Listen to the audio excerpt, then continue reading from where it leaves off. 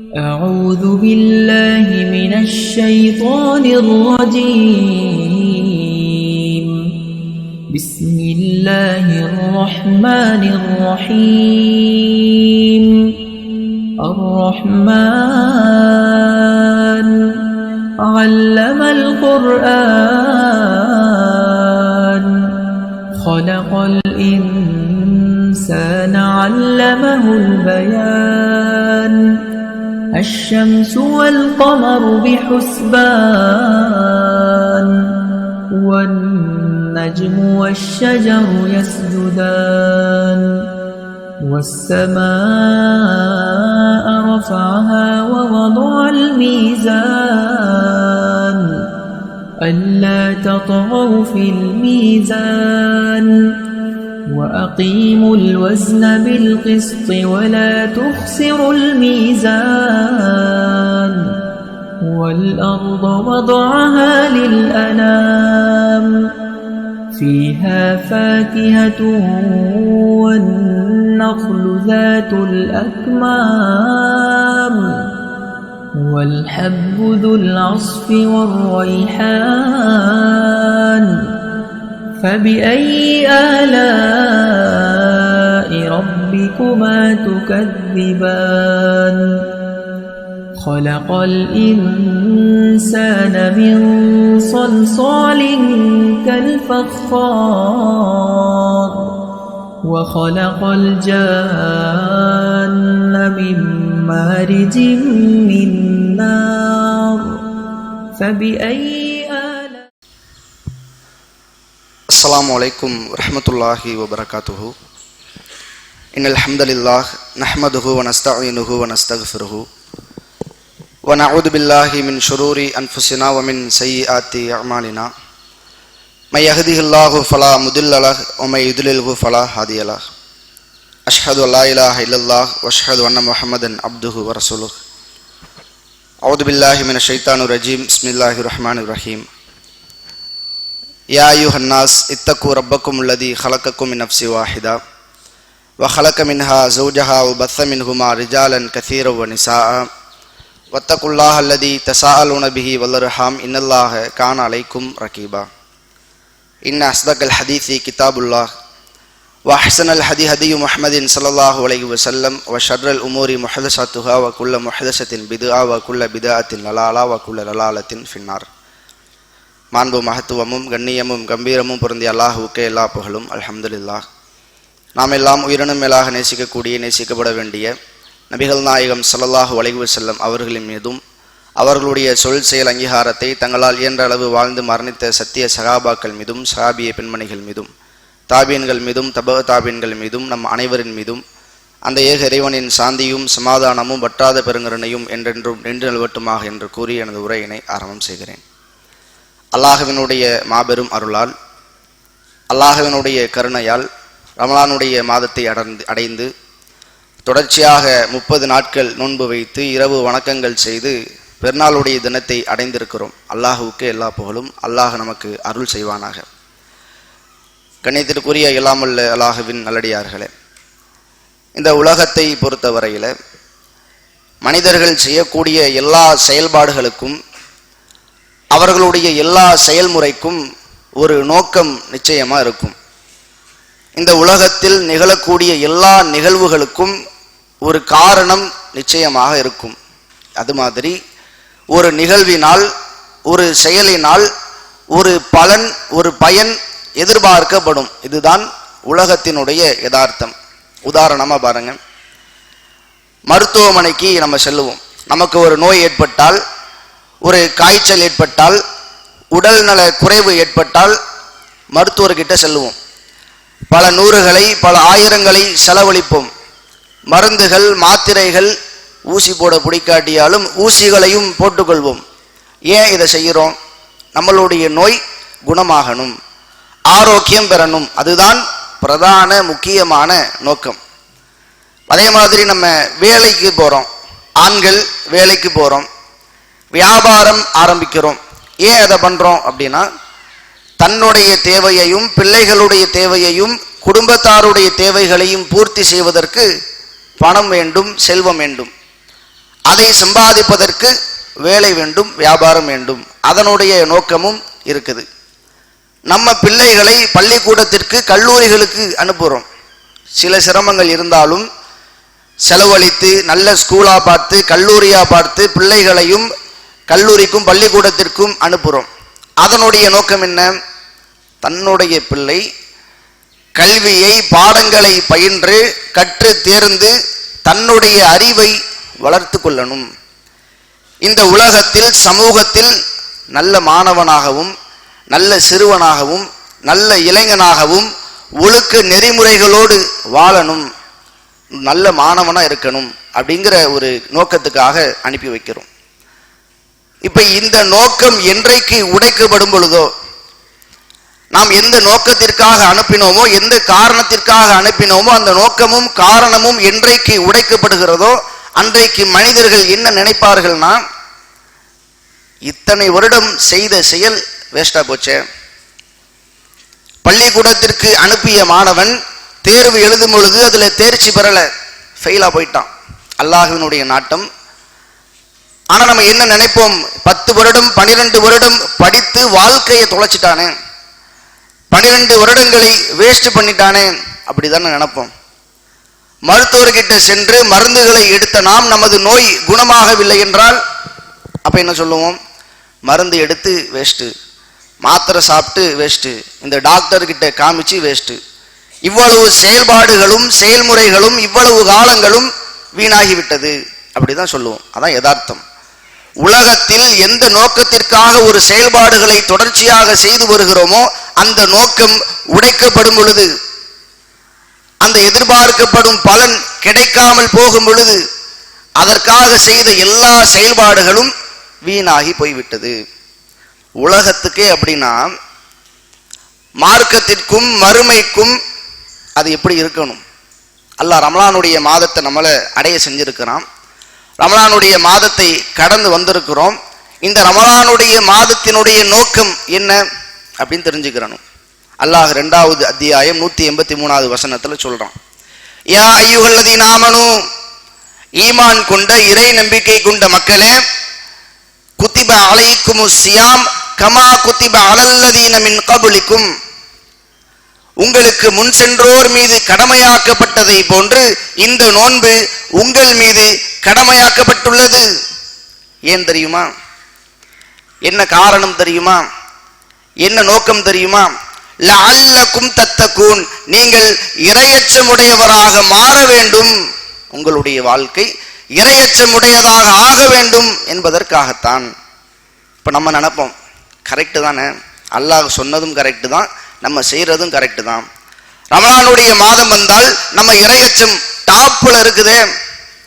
சாதாரண நாட்களில், சாதாரண மாதங்களில் 20% இறை அச்சத்துடன் ஈமானுடனும் வணக்க வழிபாடுகளுடனும் வாழக்கூடிய ஒரு மனிதர் ரமலானுடைய மாதம் வந்தா 200% இறையச்சம், ஈமான், வணக்க வழிபாடுகள், நல்லமல்கள், குர்ஆன் ஓதுதல் எல்லாம் அதிகம் இருக்குதே.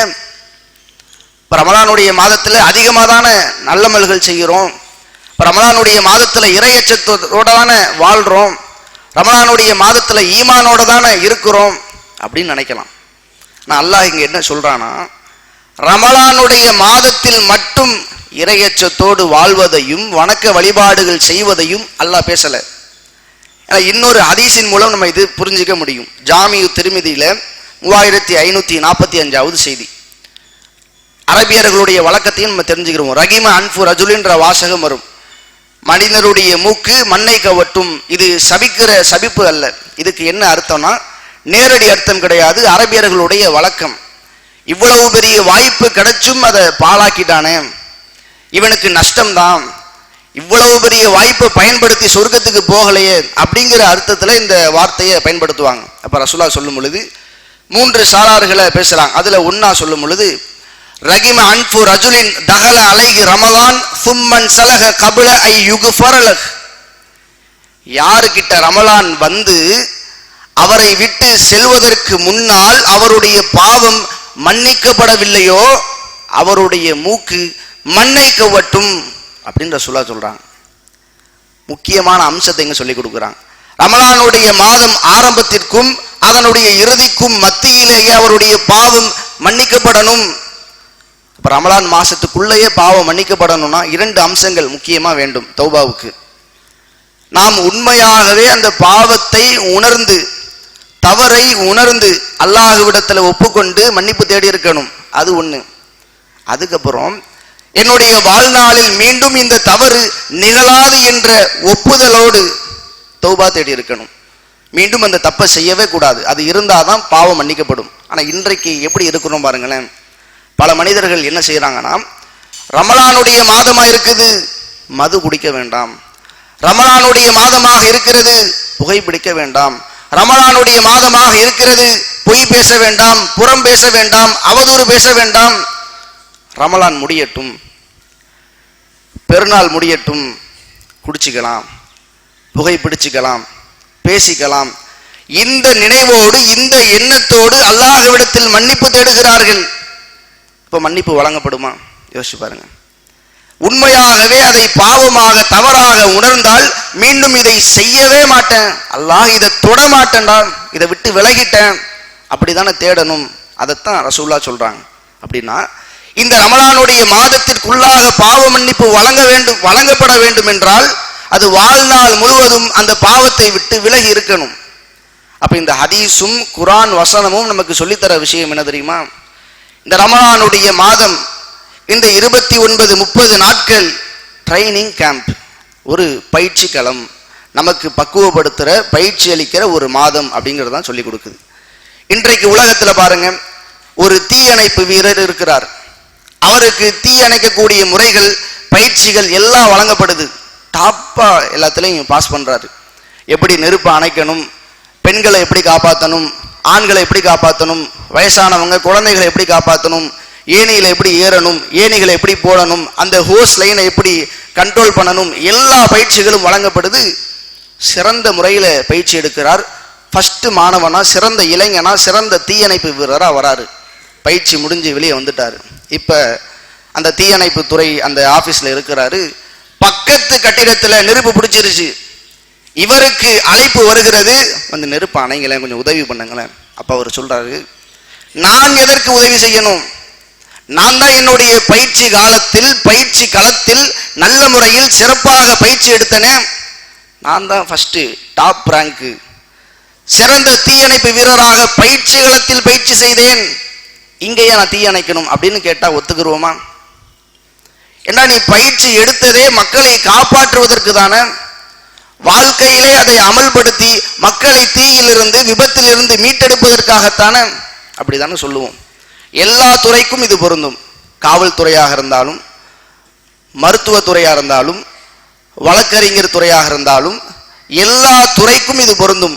எடுத்த பயிற்சியை வாழ்க்கையில அமல்படுத்தணும். இப்ப ரமலானுடைய மாதத்துக்கு இது பொருந்தாதான்? ரமலானுடைய மாதத்துல பயிற்சி எடுத்த நாம், இறையச்சத்தோடு வாழ்வதற்கு கற்றுக்கொண்ட நாம், அதை வாழ்க்கையில அமல்படுத்தணுமா, அமல்படுத்தக்கூடாதா? அல்லாஹுவும் நபிகளாரும் வாழ்க்கையிலே அதை அமல்படுத்தணும்னு சொல்றாங்க. ரமலானுடைய மாதத்துல செஞ்ச வணக்க வழிபாடுகள் எல்லாம் வாழ்நாள் முழுவதும் வரணும்னு சொல்றாங்க. இந்த இறையச்சம் ஏன் இவ்வளவு முக்கியத்துவமா இருக்குது? 1 மாத காலம் இறையச்சத்திற்காக அல்லாஹ் ஏற்படுத்துறான். 30 நாட்கள் எதுக்குன்னா, இறையச்சம் நமக்கு வரணும், ஈமான் நமக்கு வரணும், கட்டுப்பாடு நமக்கு வரணும்னு இறையச்சத்திற்கு 30 நாட்களை அல்லாஹ் ஏற்படுத்துறான், ஒதுக்கி கொடுக்கிறான். ஏன்னா இந்த இறையச்சம் ரொம்ப முக்கியம். ரசூலா கேட்கிறாங்க சஹாபாக்கள்கிட்ட, ததுரூனமா அக்ஸருமா யுதுகிலுன் நாஸ் அல் ஜன்னா, நபி தோழர்களே, மக்களை சுவனத்தில் அதிகமாக நுழைக்கும் விஷயம் என்ன தெரியுமா? இப்ப சஹாபாக்கள் சொல்றாங்க, அல்லாஹு ரசூலுஹு அலம், அல்லாஹுவும் அவனுடைய தூதரும் தான் நன்கறிந்தவர்கள், எங்களுக்கு தெரியலையே.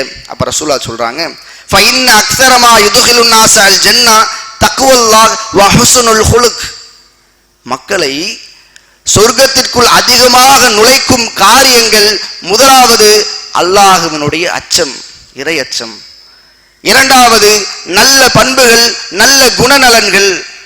பாத்தீங்களா, நாம் சுவனம் செல்ல வேண்டுமென்றால் அடிப்படையான தேவையான முதல் விஷயம் அல்லாஹுவுக்கு பயந்து நடப்பது. வாழ்க்கையிலே நமக்கு தேவையான இறையச்சம். இன்றைக்கு இதை நம்ம கண்கூடாக உணர முடியும். இன்னைக்கு பாருங்களேன், செய்தித்தாள்களை புரட்டி பார்க்கும் பொழுது, யூடியூப்ல சேனல்கள், நியூஸ் சேனல்கள் பார்க்கும் பொழுது, டிவியில நியூஸ் சேனல் பார்க்கும் பொழுது, ஒரு நாள் கொலை இல்லாமல், கொள்ளை இல்லாமல், கற்பழிப்பு சம்பவம் இல்லாமல், மோசடி இல்லாமல், கலவரம் இல்லாமல், தகராறு இல்லாமல் போகுமா? நியூஸ் சேனல்கள்ல 1.5 மணி நேரம் 1 மணி நேரம் கிரைம் டைரி, இந்த நாட்டில், இந்த மாநிலத்தில், இந்த மாவட்டத்தில், இந்த ஊரில் நடந்த குற்றங்களை பற்றி மட்டும் பேசுவதற்காக 1 மணி நேரம் ஒதுக்குறான். அந்த அளவுக்கு மனிதர்களுடைய எண்ணிக்கைக்கு ஏற்ப, மக்களுடைய எண்ணிக்கைக்கு ஏற்ப குற்றவாளிகளும் குற்றங்களும் அதிகமா போயிருச்சு. கண் கூட பார்க்கிறோம். இப்ப குற்றவாளிகளை குறைக்கணும்னா, குற்றங்களை குறைக்கணும்னா அரசாங்கம் என்ன செய்யுதுன்னா பயமுறுத்துது. கொலை செய்தால், கொள்ளையடித்தால், இந்த தவறை செய்தால், இந்த குற்றத்தை செய்தால் இத்தனை வருடம் சிறைச்சாலை, உனக்கு சிறை தண்டனை இருக்குது, உனக்கு இவ்வளவு ரூபாய், இவ்வளவு செல்வம், இவ்வளவு பணம் அபராதம் கட்டணும் அப்படின்னு அரசாங்கத்தின் மீதும் காவல்துறையின் மீதும் சிறைச்சாலையின் மீதும் பயமுறுத்துற வேலையை பார்க்குது. ஏன்? அவன் திருந்தணும். சிறைச்சாலைக்கு பயந்து, சிறை தண்டனைக்கு பயந்து, அபராதத்துக்கு பயந்து அதை செய்யக்கூடாது. ஆனால் ரசூலுல்லாஹ் என்ன தெரியுமா சொன்னாங்க? அல்லாஹ்வின் மீது அச்சமுட்டுனாங்க. குற்றம் குறையணுமா, குற்றவாளிகள் திருந்தி வாழணுமா, தவறு செய்ய நினைப்பவன் தவறு செய்வதை பயந்து அதை விட்டு விலகணுமா, அல்லாஹ்வின் மீது பயமுடுத்தும் வேலையை செஞ்சாங்க. முஸ்லிம்ல 1659வது செய்தி.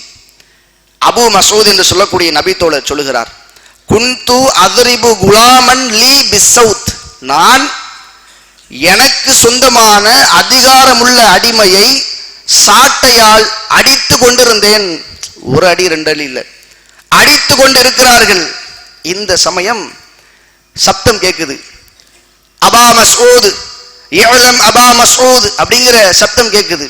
அவர் சொல்றாரு, சமஅது சௌத்தன் மின் கல்ஃபி, எனக்கு பின்னால் இருந்து அந்த சப்தத்தை நான் கேட்டேன். ஃபலம் அஃப்ஹமி சௌத்த மினல் கதப், ஆனா நான் கோபத்தினுடைய உச்சத்தில் இருந்ததால் அதை விளங்கல. சப்தம் கேட்கிறது, ஆனால் திரும்பணுங்கிற உணர்ச்சி எனக்கு, ரியாக்ஷன் எனக்கு வரல. இப்போ மீண்டும் அந்த சப்தம் கேட்குது. திரும்பி பார்த்தா ரசூலா நிற்கிறாங்க. ரசூலா சொல்றாங்க, இஅலம் அபா மஸ்ஊத், இஅலம் அபா மஸ்ஊத், அபு மஸ்ஊதே தெரிந்து கொள் என்று நபிகளார் சொன்னவுடன் அபு மஸ்ஊத் திரும்புகிறார்கள், நபிகளாரை பார்க்கிறார்கள். அபு மஸ்ஊத் சொல்றாங்க, ஃபஅல்கைத்து சௌத்த மின் யதி, நான் என்னுடைய கையில் இருந்து சாட்டையை கீழே போட்டு விட்டேன். நபிகளாருடைய டோனும், நபிகளாருடைய முகமும், நபிகளாருடைய கண்களும் அந்த அளவிற்கு கோபத்தில் இருந்தது. இன்னைய பயமுடுத்துற வகையில் இருந்துச்சு.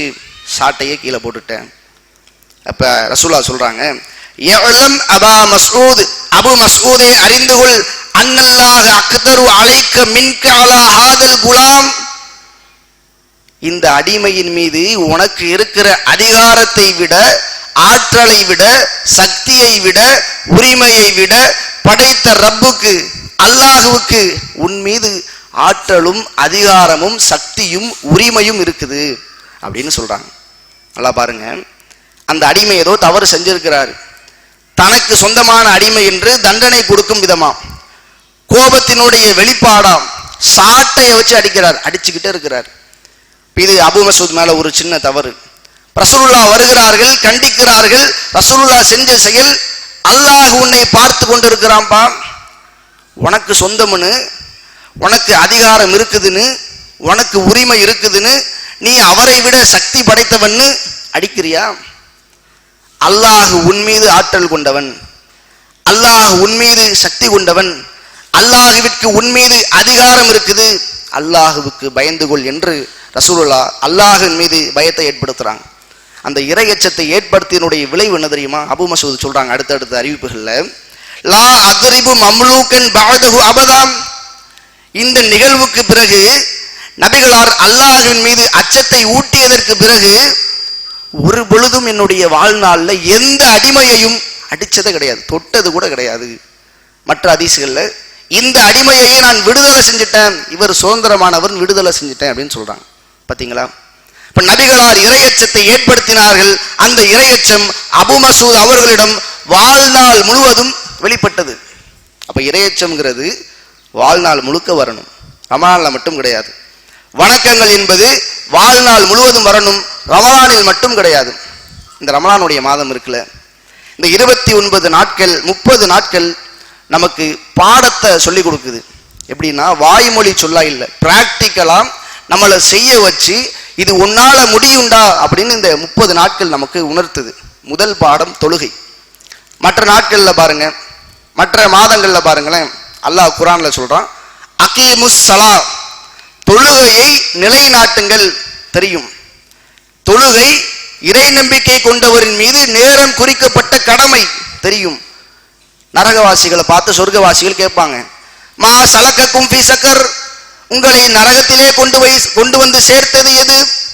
காலு, அவர்கள் சொல்லுவார்கள், லம் நக்கு மினல் முஸல்லீன், நாங்கள் தொழுவோராக இல்லையே, அதனால நரகத்துக்கு வந்துட்டோமே.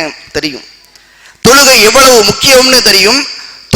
தொழுகையில் தொழுகவில்லை என்றால் நரகம் என்று தெரியும்.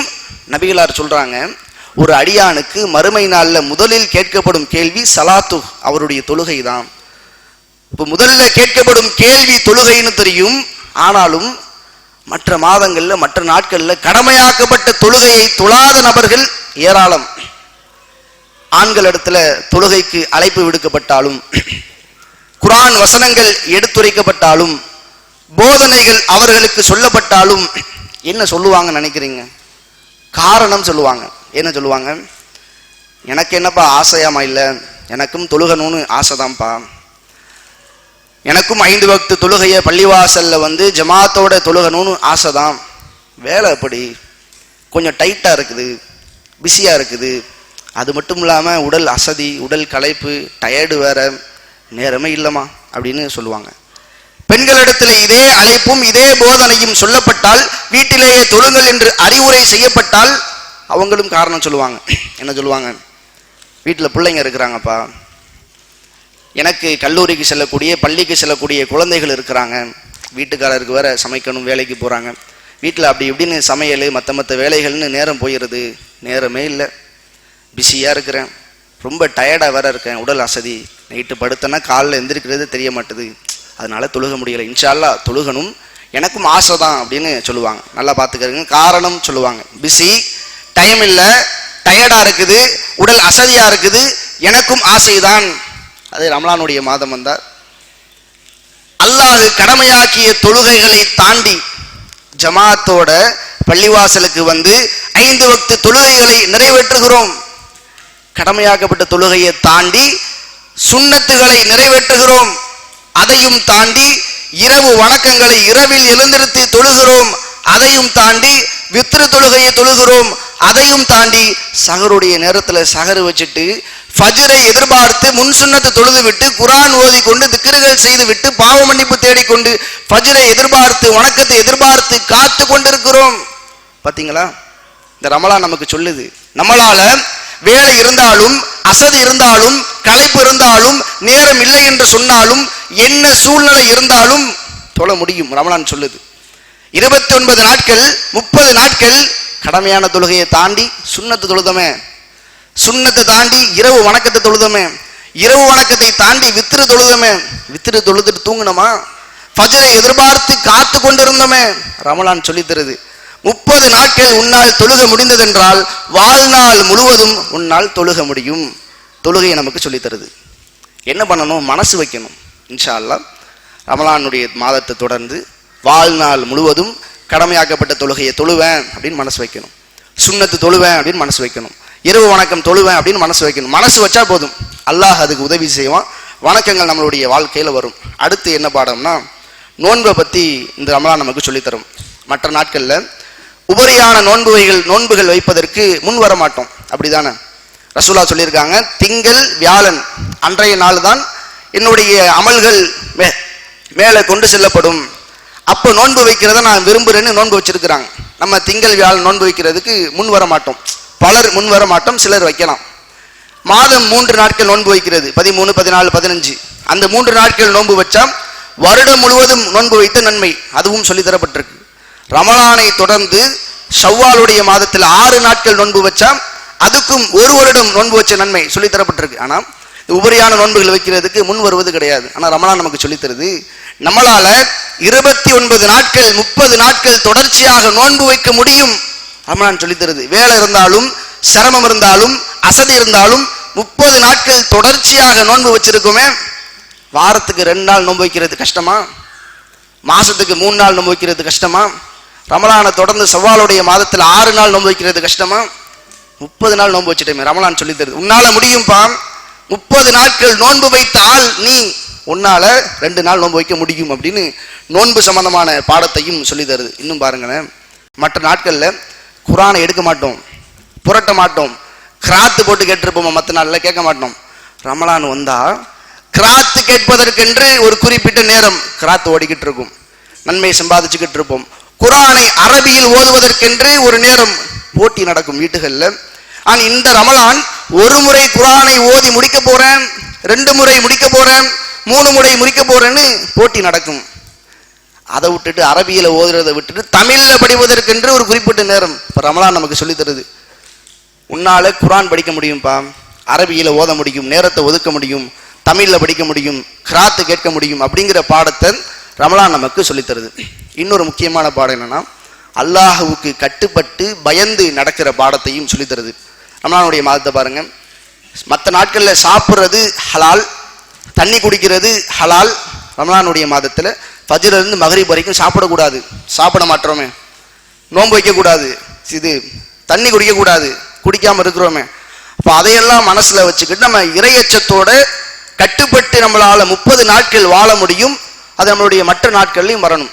ரமலானுடைய மாதத்தில் என்ன சொல்லுவோன்னா, ஏதாச்சும் பேசிக்கிட்டு இருக்கும் பொழுது ஏதாச்சும் ஏன்ப்பா போய் பேசுறேன்னு கேட்டோம்னா, என்னப்பா ரமலானுடைய மாதத்தில் போய் பேசுவானா, ரமலானுடைய மாதத்தில் ஏன் அவதூறு பேசணும், ரமலானுடைய மாதத்தில் ஏன் புறம் பேசணும் அப்படின்லாம் சொல்லுவோம். அப்போ அது என்ன உணர்த்துது? 30 நாட்கள் நம்மால் 30 நாட்கள் எப்படி இறையச்சத்தோடும் இறை கட்டுப்பாடோடும் வாழ முடிந்ததோ அதுபோன்று வாழ்நாள் முழுவதும் தவறை விட்டு விலகி வணக்கங்களை அதிகம் செய்து நம்மளால வாழ முடியுங்கிற பாடத்தை ரமலான் நமக்கு சொல்லி தருது. இன்னொரு முக்கியமான பாடம் என்னன்னா, ரமலான் நமக்கு சொல்லி தருது காலம் சுருங்கிடுச்சு அப்படின்னு. ரமலான் ஆரம்பிச்சது 1, முடிஞ்சது 30. எப்படி போனுச்சுன்னே தெரியல. முதல் 10 நாள் எப்படி போனுச்சுன்னு தெரியல, அடுத்த 20வது நாள் எப்படி போனுச்சுன்னு தெரியல, அடுத்த 30வது நாள் எப்படி போனுச்சுன்னு தெரியல. உண்மைதானே? எல்லா ரமலானையும் விட இந்த ரமலான் ரொம்ப வேகமா போயிருச்சு. காலம் சுருங்கிருச்சு, மறுமை நெருங்கிருச்சு, மரணம் நெருங்கிருச்சு. அதனால அதையெல்லாம் மனசுல வச்சு கொஞ்சம் நம்ம யோசிச்சு பார்த்தா புரியும், இந்த உலகத்துக்காக வாழ்ந்தது போதும். இந்த ரமலானை பிடிச்சி இந்த ரமலானோடு இறையச்சத்தோடும் ஈமானோடும் வணக்க வழிபாடுகளோடும் வாழ்க்கையை வாழணும்னு நான் கேட்டுக்கிறேன். நம்மளும் என்ன பண்ணணும், நம்மளுடைய வாழ்க்கையில இந்த இறையச்சம் வாழ்நாள் முழுவதும் தொடரணும். சரிங்களா? அதனால இந்த பெருநாளுடைய தினமா இருக்குது, கொண்டாட்டத்துக்குரிய தினம். செல்போனு டிவி எல்லாத்தையும் தூக்கி ஓரமாக போட்டுட்டு குடும்பத்தோட சந்தோஷமா நேரத்தை ஸ்பெண்ட் பண்ணுங்க, அதிகமாக பேசுங்க, சின்ன சின்ன விளையாட்டுகள் செய்யுங்க, அன்பை பரிமாறுங்க, ஸ்வீட்டை பரிமாறுங்க, மகிழ்ச்சியை பரிமாறிக்கிறங்க. இந்த கொண்டாட்டத்திற்குரிய நாளை நல்ல முறையில் மார்க்கத்தினுடைய வரம்புக்கு உட்பட்டு செலிப்ரேட் பண்ணுங்க. சரிங்களா? அஸ்ஸலாமு அலைக்கும் வரஹ்மத்துல்லாஹி வபரகாத்துஹு.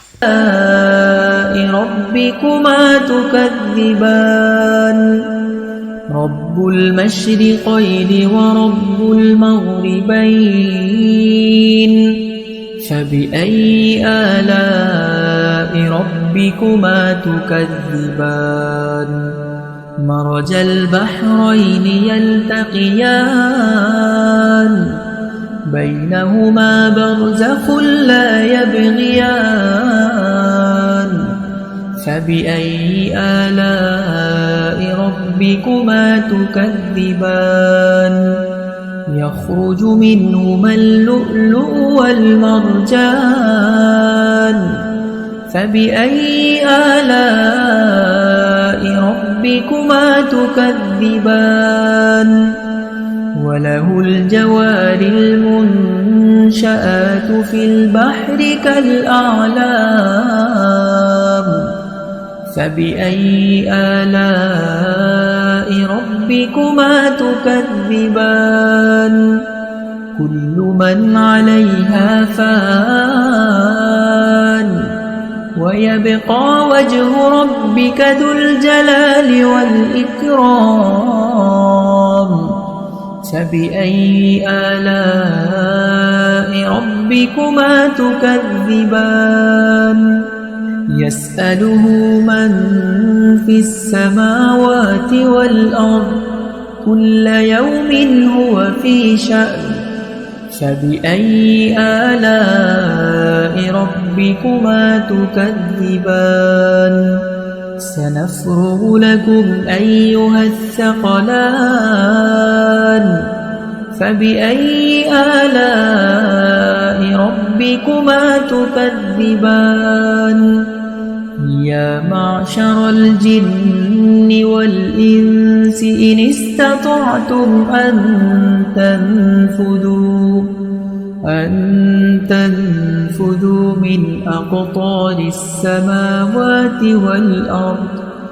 من أقطار السماوات والأرض فانفذوا